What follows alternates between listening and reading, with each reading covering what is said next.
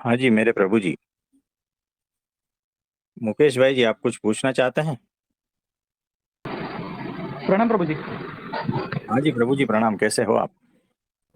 एकदम बढ़िया प्रभु जी। हाँ जी, कुछ पूछना चाहते हैं?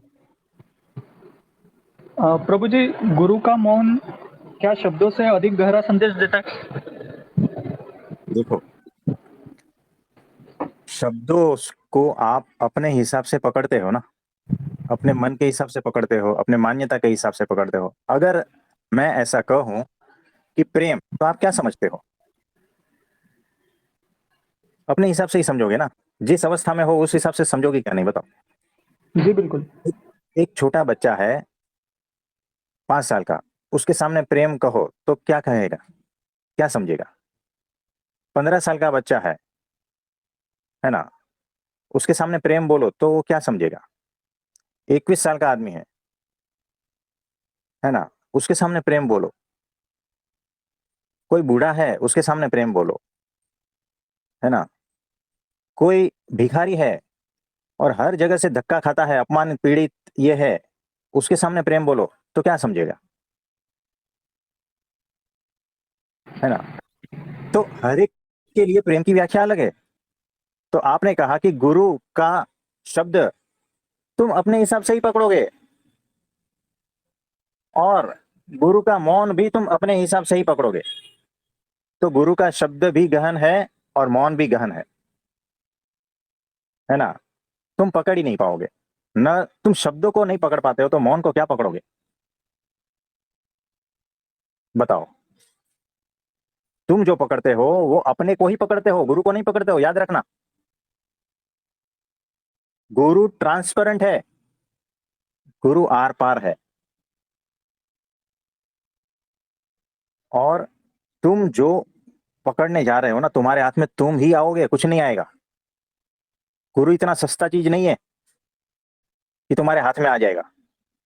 गुरु के शब्द भी इतने सस्ते नहीं है कि तुम्हारे पकड़ में आ जाएंगे, तुम उसे समझ पाओ। तो मौन तो बहुत दूर की बात है। जिस दिन तुम गुरु से एक रूप हो जाते हो ना, तब ही तुम शब्दों को भी पकड़ पाते हो और गुरु के मौन को भी पकड़ पाते हो। उसके पहले नहीं। और एक रूप कब होगे? जब अहंकार मिट जाता है, संशय ग्रंथि मिट जाती है, और संपूर्ण श्रद्धा और संपूर्ण प्रेम, संपूर्ण भक्ति जब उस तरह की उदय होती है ना, तब ही तुम उसे पहचान पाओगे, उसके शब्दों को और मौन को। क्योंकि तब ही तुम एक रूप हो पाओगे। और ये आसान बात नहीं है। जब लाखों प्रयत्न करते हैं ना, लाखों जीव, लाखों मुमुक्षु, लाखों भक्त, लाखों शिष्य प्रयत्न करते हैं ना, तब एकाध कोई सक्सेस हो पाता है। ये इतना रेशो है। तो इतनी आसान बात है ही नहीं। आप समझे? जी प्रभु जी। हाँ जी। प्रभु जी, इसमें कैसा होता है कि कभी-कभी हम गुरु को कुछ पूछते हैं और गुरु मौन हो जाते हैं, मतलब कुछ आंसर नहीं देते हैं। तो फिर हम्म। ये जो उनका मौन है, तो हम्म। ये उत्तर है हमारे लिए या हमारी परीक्षा है? देखो, ये उत्तर है, परीक्षा भी है, और अंतर्दृष्टि की भी बात है। कि तुमने जो पूछा है ना, उसका हो सकता है कोई वैल्यू ही ना हो, तुम उससे वैल्यूएबल समझते हो, है ना। तो कोई बात नहीं, वो ठीक है, देखता है, तुम्हारी ओर देखता है सिर्फ, बस। क्योंकि अभी भी तुम उससे लायक नहीं हुए हो, है ना। वो सिर्फ देखता है, इसका मतलब सिर्फ देखना नहीं होता है। वो तुम जो पूछ रहे हो और वो जब उत्तर नहीं देता है, तो तुम्हारे लिए प्रार्थना करता है कि तुम अभी उस स्थिति में नहीं हो कि गुरु तुम्हें आंसर दे सके। इसीलिए गुरु प्रार्थना करता है, उसकी मौन में प्रार्थना रहती है। गुरु के मौन में प्रेम रहता है, गुरु के मौन में प्रार्थना रहती है। याद रखना, वो गुरु के मौन में तुम्हारी केयर रहती है। CARE, क्या कहते हो उसको? काळजी। जी प्रभु जी। हाँ, वैसा रहता है। कि तुम अभी उस लेवल पे नहीं हो कि गुरु के एक शब्द या मौन को समझ पाओ, है ना। और ये भी हो सकता है कि अगर इसका आंसर मिला तो तुम भटक जाओगे। तो गुरु वो भी नहीं चाहता है कि रेडीमेड आंसर दे देवे, है ना। गुरु ये चाहता है, जब नहीं बोलता है तब, कि तुम और ऊपर उठो, ये जो प्रश्न पूछा है ना उससे और ऊपर उठ जाओ, तुम और होश में आ जाओ। आप समझे। जी प्रभु जी। और भी बहुत सारी बातें होती है उनका प्रश्नों का उत्तर न देने का कारण में, है ना। तो इस तरह से है, ठीक है। तो प्रभु जी, इसको हम इस तरह से पकड़े कि यदि कोई शिष्य 10 क्वेश्चन गुरु को पूछ रहे हैं, उनमें से 8 क्वेश्चन के उन्होंने उत्तर दे दिए और कभी 2 क्वेश्चन के उत्तर नहीं दिए, तो मतलब हम्म, वो ये चाहते हैं कि उससे ऊपर आपको उठना है और उस लेवल तक आप पहुंचे नहीं हो अभी तक, यही हुआ, इसके लिए वो मौन हो जाते हैं। हाँ जी, वो भी होता है,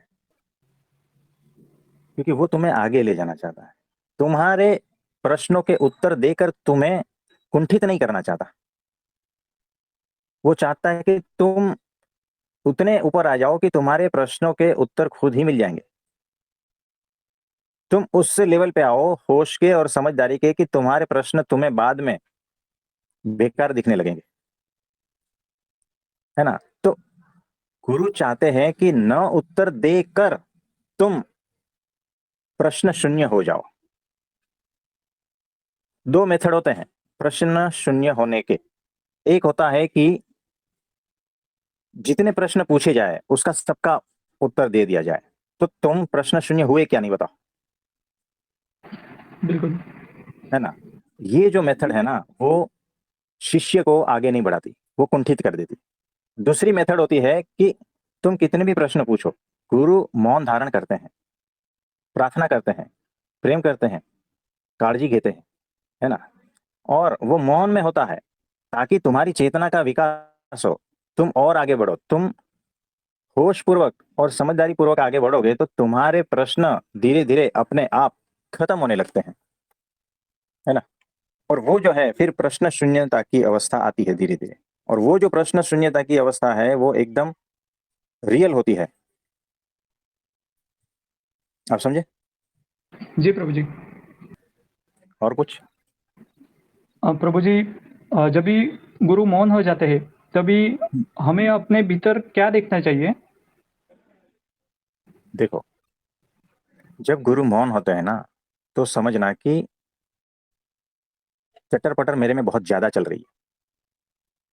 मुझे गुरु की तरह होना है, मेरी चटर पटर भीतर की बंद करनी है, मुझे और होश में आना है और समझदार होना है।